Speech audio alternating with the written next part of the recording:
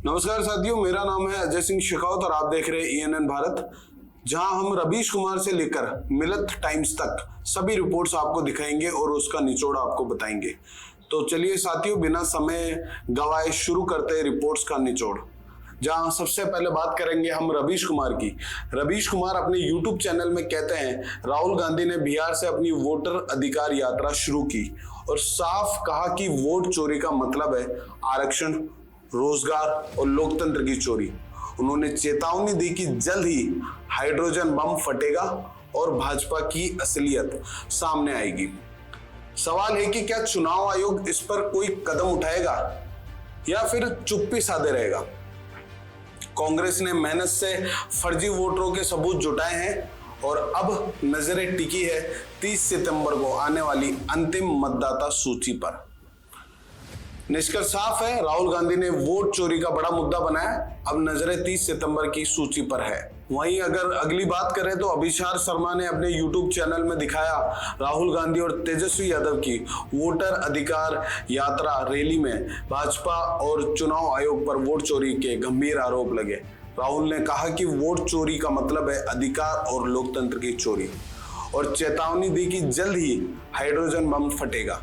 तेजस्वी ने बिहार की अस्मिता और बेरोजगारी के मुद्दे उठाए।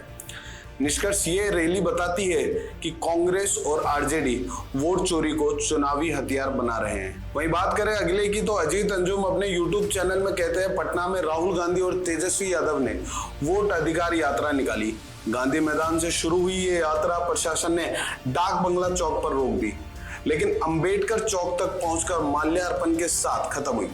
राहुल ने वोट चोरी को लोकतंत्र और अधिकार की चोरी बताया, जबकि भीड़ ने वोट चोर गद्दी छोड़ के नारे लगाए। इसका निष्कर्ष साफ है, यात्रा ने बिहार की राजनीति में वोट चोरी को सबसे बड़ा चुनावी मुद्दा बना दिया है। वहीं बात करें तो सत्य हिंदी की, तो सत्य हिंदी के एक प्रोग्राम में दिखाया गया कि बिहार वोटर अधिकार यात्रा के आखिरी दिन राहुल गांधी ने कहा कि वोट चोरी के एटम बम के बाद अब हाइड्रोजन बम फटेगा। उन्होंने बीजेपी और चुनाव आयोग पर मतदाता सूची में गड़बड़ी के गंभीर आरोप लगाए। बिहार ने देश को संदेश दिया कि वोट चोरी अब बर्दाश्त कतई नहीं होगी। तेजस्वी यादव और खड़गे ने भी बीजेपी पर लोकतंत्र कमजोर करने का आरोप लगाया, जिसका निष्कर्ष साफ ये निकल कर आता है कि ये यात्रा वोट चोरी को राष्ट्रीय राजनीति का बड़ा मुद्दा बना गई है। अगली बात करते हैं पुण्य प्रसून वाजपेयी की। तो पुण्य प्रसून वाजपेयी अपने YouTube चैनल में कहते हैं कि कुछ ही महीने पहले पीएम मोदी ने वॉशिंगटन जाकर अमेरिका संग रिश्ते मजबूत किए थे और क्वाड की बैठक भारत में कराने पर सहमति बनी थी, लेकिन अब हालात बदले हैं। ट्रंप के भारत आने पर संशय है, जबकि चीन और रूस SCO के जरिए अपनी पकड़ बढ़ा रहे हैं। भारत की आंतरिक राजनीति, कॉरपोरेट कर्ज और डॉलर पर निर्भरता ने मुश्किलें और बढ़ा दी है। ऐसे में भारत को अब अपनी कूटनीति से संतुलन साधना होगा। इसका निष्कर्ष भारत के सामने चुनौती है अमेरिका से दूरी और चीन रूस की नजदीकी में संतुलन साधना। द प्रिंट के एक प्रोग्राम में शेखर गुप्ता कहते हैं कि आज की भू राजनीति एक T20 मैच जैसी है, दोस्त कभी दुश्मन बन जाते हैं और दुश्मन कभी दोस्त।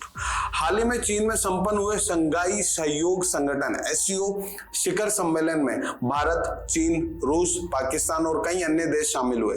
पीएम मोदी की शी जिनपिंग से गर्मजोशी भरी बातचीत और पुतिन से लंबी मुलाकात ने संकेत दिया कि भारत अपने रिश्तों का नया संतुलन साधना चाहता है।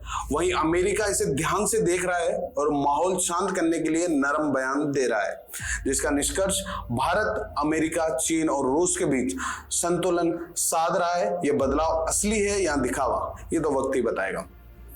बरखा दत्ता ने अपने YouTube चैनल मोजो स्टोरी में दिखाया कि चीन पाकिस्तान की नजदीकी भारत में जानी पहचानी है, लेकिन अमेरिका का पाकिस्तान पर मुलायम रुख नई चिंता पैदा कर रहा है।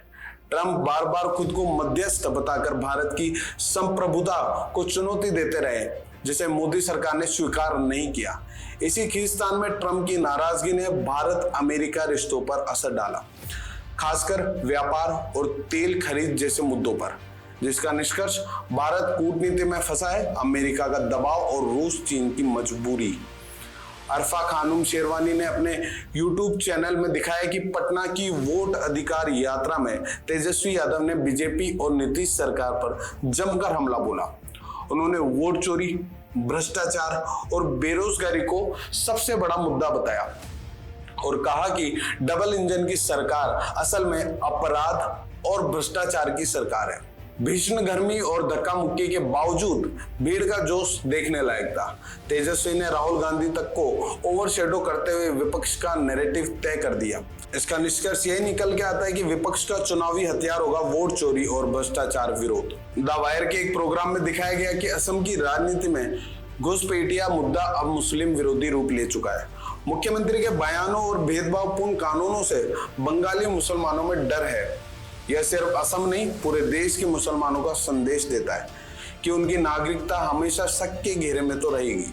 इसलिए सुप्रीम कोर्ट से हस्तक्षेप की मांग उठ रही है, जिसका निष्कर्ष यही लगता है कि असम की राजनीति नागरिकता के बहाने मुस्लिम विरोधी माहौल और डर फैला रही है। वही बात करें अल्ट न्यूज की, तो अल्ट न्यूज के एक प्रोग्राम में दिखाया गया कि पश्चिम बंगाल की राजनीति में आरोप और प्रत्यारोप आम है। हाल ही में भाजपा बंगाल ने एक वीडियो शेयर कर टीएमसी नेता पर हमला बताया, जबकि असलियत यह थी कि घटना बिहार के मोतिहारी की थी, जहां अपहरण केस की जांच के दौरान पुलिस पर हमला हुआ था। इस घटना पर मोतिहारी पुलिस ने आधिकारिक बयान भी जारी किया और आरोपियों को गिरफ्तार भी किया, जिसका निष्कर्ष साफ ये निकल के आता है कि भाजपा बंगाल ने बिहार की घटना को बंगाल का बताकर गलत राजनीतिक रंग दिया। न्यूज लॉन्ड्री के एक प्रोग्राम में दिखाया गया कि एसएससी वाला मामला परीक्षाओं की अव्यवस्था और छात्रों की नाराजगी को दिखाता है। छात्र आरोप लगाते हैं कि परीक्षा केंद्र दूर दराज दिए जा रहे हैं, सर्वर क्रैश हो रहे हैं, पेपर में गड़बड़ी है और री एग्जाम का नियम भी स्पष्ट नहीं है। दूसरी ओर कई शिक्षक आपसी विवाद और सोशल मीडिया वीडियो में उलझे हुए हैं, जिससे आंदोलन का फोकस असली मुद्दों से भटक गया है। छात्रों का कहना है कि वे पढ़ाई छोड़कर सड़कों पर उतरने को मजबूर है, जबकि उन्हें अपनी करियर पर ध्यान देना चाहिए।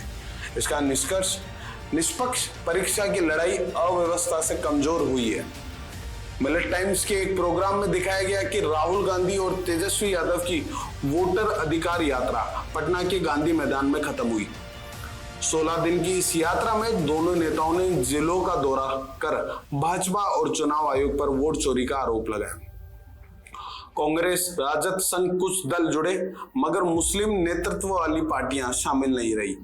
अखिलेश यादव भी मंच पर आए और जनता से भाजपा को हराने की अपील की, जिसका निष्कर्ष साफ है, विपक्षी एकजुटता दिखी पर मुस्लिम कमी और वोट चोरी पर फोकस से ये चुनावी रणनीति रह गई। तो साथियों, ये थी देश भर से आई बड़ी रिपोर्ट्स और उनका निचोड़। कहीं राहुल गांधी और तेजस्वी यादव वोट चोरी को सबसे बड़ा चुनावी मुद्दा बना रहे हैं, तो कहीं विपक्ष इसे जनता के अधिकार और लोकतंत्र से जोड़कर आगे बढ़ा रहा है।